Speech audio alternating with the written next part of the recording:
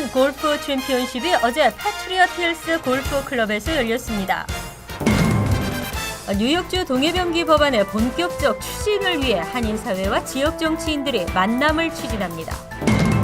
한글학교 교과서 부족 사태가 심화될 것으로 우려되고 있습니다. 시민단체들이 뉴욕주 불법 체류자들에게 운전 면허증 발급을 촉구하고 나섰습니다. 체류 신분을 이유로 학교 등록을 거부해서는 안 된다는 행정부의 새 지침이 하달됐습니다. 이상은 이 시각 주요 뉴스입니다. 여러분 안녕하십니까? KBN 뉴스입니다. 어제 뉴욕 스토니 포인트에 위치한 패트리엇 힐스 골프 클럽에서 KBN 골프 챔피언십이 열렸습니다. 경기 시작 전 비가 내리고 궂은 날씨였지만 많은 한인 골퍼들이 참가해 프로 못지않은 기량을 선보였습니다. 금홍기 기자가 취재했습니다. 올해로 6번째를 맞은 KBN 골프 챔피언십. 뉴욕 스토니 포인트 패트리엇 힐스 골프 클럽에서 열린 챔피언십은 비가 오는 궂은 날씨에도 불구하고 뉴욕과 뉴저지에서 남녀 선수 100여 명이 참가해 그동안 갈고 닦은 기량을 선보였습니다. 해를 거듭할수록 실력 있는 한인 골퍼들의 참여로 명성을 더해가고 있습니다.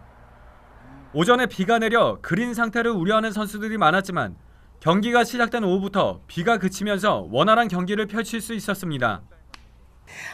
지금 경기 시작할 적에 비가 와가지고 걱정을 많이 했는데요. 중간쯤에 비도 그치고 또 생각보다 많이들 오셔가지고 지금 너무 즐거운 시간 갖고 있습니다. 10번 홀과 13번 홀에서는 렉서스 ES350과 현대 에쿠스가 경품으로 걸린 홀인원 대회가, 4번 홀에서는 장타 대회, 17번 홀에서는 근접 대회가 부수적으로 열려 선수들에게 재미를 더했습니다. 챔피언십에서는 17명의 선수가 싱글 핸디캡을 기록하는 등 프로 못지않는 기량을 선보였습니다. KBN 뉴스 금홍기입니다. KBN 골프 챔피언십에 참가한 선수들은 프로 못지않은 실력을 선보이며 치열한 접전을 펼쳤습니다. 챔피언상과 남녀 수상자 그리고 근접상, 장타상 등 시상식 장면을 주성훈 기자가 보도합니다. 올해로 6번째를 맞는 KBN 골프 챔피언십.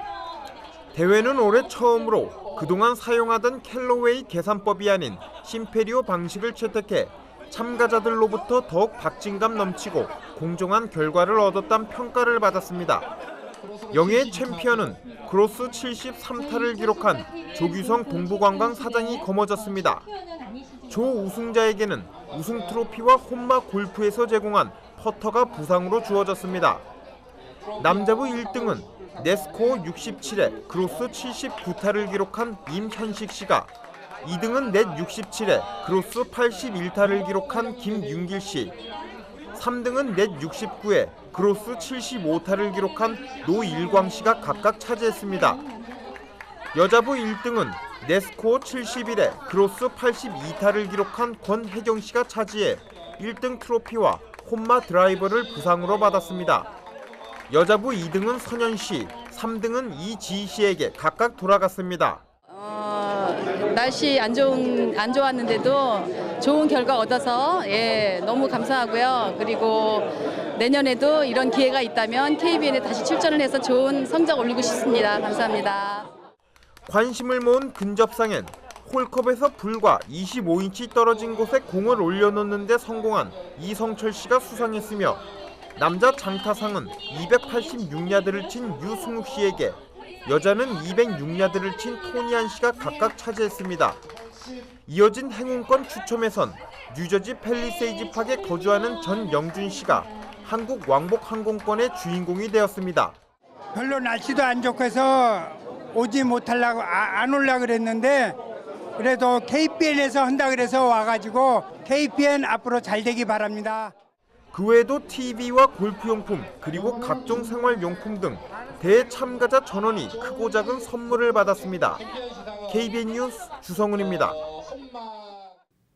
뉴욕주 동해병기 법안이 상원에서 압도적 표차로 가결됐습니다. 하지만 실제 법안이 발의되려면 아직도 많은 절차를 남겨놓고 있기 때문에 한인사회는 힘을 모아야 합니다. 한인사회가 법안의 하원 통과를 위한 본격적 행보에 돌입했습니다.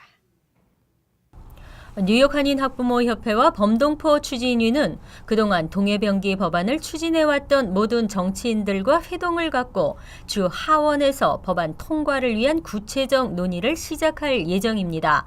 이를 위해 주 상원에서 법안 통과를 주도한 토니 아벨라 의원과 토비엔 스타비스키 주 상원 의원, 에드워드 브라운스타인 주 하원 의원, 랑킴 주 하원 의원 등에게 이미 모임 참석을 요청한 상태입니다. 특히 이번 회동에서는 브라운스타인 의원에게 법안 수정을 공식 요청할 계획입니다. 현재 주 하원에 상원에서 통과된 법안과 유사한 내용의 동해병기 법안을 상정해 놓고 있기 때문입니다. 브라운스타인 의원의 데이비 피셔 수석 보좌관은 어제 아직 자신의 법안을 상원에서 통과된 법안과 동일하게 수정할지에 대해 어떠한 결정도 하지 않은 상태라고 전하고, 하지만 법안 성사를 위해 심사숙고 중에 있다고 말했습니다. 이처럼 브라운스타인 의원 역시 수정안 방식에 대해 가능성을 열어놓은 상태입니다. 한국 정부가 재외국민 교육에 큰 관심을 가지고 있습니다. 하지만 지원은 현실에 못 미치고 있는 실정입니다. 이미 각 한글학교에서 교과서 부족 사태를 겪고 있는 가운데 문제는 더 심각해질 수 있다는 우려가 나왔습니다. 한국교육부는 올해 해외 한국학교 34곳, 한글학교 1,181곳, 한국교육원 39개원에 교과서 47만여 권, 교재 18만 4천여 권, 교사용 지도서 4만 5천여 권을 무상 공급하기로 했습니다. 이에 따른 비용은 $300만 알려졌습니다. 하지만 지난 2010년 가격 자율화 정책 도입 이후 천정부지로 치솟은 교과서 값 때문에 2015년 100% 무상 공급 계획인 재외동포 교육용 교과서 교재 보급 사업에도 차질이 우려되고 있습니다. 실제로 2010년 가격 자율화 도입 이후 $100만 재외동포용 교과서 구입 예산 비용은 2011년 $150만, 2013년 $220만, 올해는 $300만 인상했습니다. 하지만 2015년에는 최소 $450만 있어야 올해 공급량을 유지할 수 있을 것으로 전망됩니다. 이에 대해 뉴욕 한국교육원 박희동 원장은 가격 자율화 정책이 도입돼 교과서 가격이 인상된 것은 사실이지만 미주 지역 내 한글 학교에 보급되는 교과서에는 큰 문제가 없을 것으로 안다고 밝혔습니다. 시민단체들이 뉴욕주 불법 체류자에게 운전면허증 발급을 촉구하고 나섰습니다. 불체자 운전면허증 발급이 자동차 보험 가입률을 높이고 나아가서는 시민 안전에 기여하며 결국 뉴욕주 전체에 도움을 준다는 주장입니다. 교통 관련 시민단체인 트랜스포테이션 얼터너티브스와 근로자 권익단체인 뉴욕 노동자 정의센터가 어제 뉴욕주 불법 체류자에게 운전 면허증 발급을 허용하는 법안에 대해 지지 의사를 밝혔습니다. 특히 트랜스포테이션 얼터너티브스는 주 상원에 제출한 법안 지지 성명에서 불체자에게 운전 면허증을 발급하는 11개 주정부 가운데 일부에서는 이미 자동차 보험 가입률이 급등하고 있으며 보험 비용도 줄어들고 있는 것으로 나타나고 있다고 강조했습니다. 또 불체자 운전 면허증 취득 허용 규정을 10년 이상 시행해온 지역에서는 교통사고 발생률이 낮아지고 있다고 주장했습니다. 실제 뉴멕시코의 경우 2002년부터 2010년까지 교통사고 사망 건수가 23%나 감소했고 유타주는 15% 줄어들었습니다. 노동자 정의센터는 운전 면허증 발급은 이민자들에게 보다 나은 기회를 만들 수 있으며 뉴욕주 경제에도 긍정적 영향을 미친다고 밝혔습니다. 호세 페랄타 주 상원 의원이 발의한 이 법안은 운전면허 발급 기준을 완화해 불체자도 제한적 면허증을 받을 수 있도록 하는 것이 골자입니다. 현재 이 법안은 상원 교통위원회에 계류 중입니다. 체류 신분을 이유로 무상교육을 제공하지 않는 것은 헌법에 위배된다는 연방 대법원의 판결이 나왔습니다. 오바마 행정부도 미 전역의 공립학교들의 체류 신분을 이유로 학교 등록을 거부해서는 안 된다는 새 지침을 하달했습니다. 백악관은 어제 공립학교들이 지켜야 할 이민자 교육 지침을 발표하고 각 학교들이 철저히 준수할 것을 공지했습니다. 연방교육부와 법무부가 공동으로 마련한 이번 지침의 주요 내용은 공립학교들이 서류 미비자라는 이유로 학교 등록을 막아서는 안 된다는 것입니다. 학부모나 학생의 체류 신분에 대한 질문을 할 필요가 없다는 점도 함께 명시했습니다. 거주 증명서로 운전 면허증이나 주정부가 발행하는 신분증을 요구할 수는 있지만 서류 미비자 학생에게 악영향을 미칠 것으로 판단될 경우 다른 증명서로 대체할 수 있습니다. 아울러 학부모나 학생이 출생 증명서 또는 소셜 시큐리티 번호를 제출하지 못하더라도 학교 등록을 막아서는 안 됩니다. 이를 통해 학부모나 학생의 이민 신분을 확인하는 데 사용해서도 안 된다고 규정했습니다. 이와 함께 학교는 이 같은 연방정부의 개정 지침을 학부모들이 이해할 수 있는 언어로 번역해 홍보해야 합니다.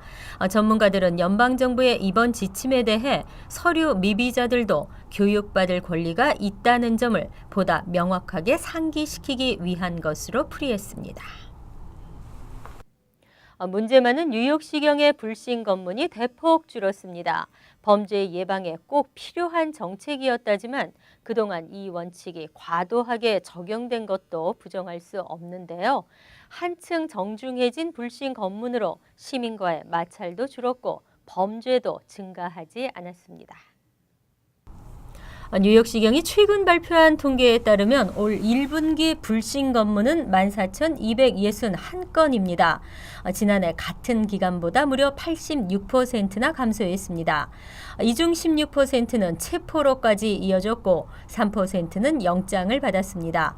무기를 압수당한 건수도 크게 줄었습니다. 지난해 같은 기간 무기 압수는 1,477건이었으나 올해는 467건으로 68%나 감소했습니다. 하지만 불신 검문 대상자는 여전히 흑인이 54%, 히스패닉이 29%로 많았고 백인은 12%, 아시아는 5%였습니다. 윌리엄 브런튼 뉴욕 시경국장은 불신 검문 감소에도 불구하고 올해 초 중범죄율은 2.2% 줄었다고 밝혔습니다. 불신 검문을 하지 않아도 범죄율이 꾸준히 낮은 상태로 유지되고 있다는 반증이라고 설명했습니다. 그러나 총격 사건은 2.7%가 증가했습니다. 무기를 소지하고 다니는 갱 멤버들이 예전처럼 불신 검문이 잦지 않다는 것을 알고 있기 때문인 것으로 지적됐습니다. 한편 시정부는 지난 3월 마이클 블룸버그 전 시장이 제기했던 인종차별 불신 검문 금지의 조례 무효화 소송을 취하했습니다. 미국에서는 자동차가 신발이라고 하지만 자동차는 있어도 고민, 없어도 고민입니다. 뉴욕 시내 직장인 10명 중 1명이 걸어서 출퇴근을 하는 일명 뚜벅이 통근자로 나타났습니다. 1980년대 전국 기준 5.6%였던 뚜벅이 통근족은 2000년 2.9%로 급감했지만 이후 꾸준한 비율을 유지하고 있습니다. 연방센서스국이 어제 발표한 자전거와 도보 통근자 비율 보고서에서 2008에서 12년 기준 걸어서 통근하는 직장인 뉴요커는 10.3%였습니다. 인구 20만 명 이상의 대도시를 기준으로 매사추세츠 보스턴이 15.1% 비율로 가장 높았고 워싱턴 DC가 12.1%, 펜실베니아 피츠버그가 11.3%로 나타났습니다. 뉴욕은 전국 대도시 순위로 네 번째를 차지했습니다. 이외 미 동북부 7개 주 대도시 가운데 뉴저지 저지시티가 8.5%로 10위, 뉴저지 뉴악이 8%로 11위, 뉴욕의 로체스터가 6.2%로 15위였습니다. 하지만 중소도시로는 매사추세츠 캠브리지가 24%로 가장 높았고 뉴욕의 세라큐스가 8위, 뉴저지 엘리자베스가 13위로 나타났습니다. 인구 10만 명 미만의 소도시 중에는 뉴욕의 이타카가 42.4%로 전국 1위를 차지했습니다. 이타카는 대학교 칼리지 타운입니다. 한편 자전거 통근 지역은 2000년 48만여 명에서 10년 새 60%가 급증한 78만여 명으로 늘었습니다. 이상으로 KBN 뉴스를 마칩니다. KBN과 함께 즐거운 주말 되시기 바랍니다.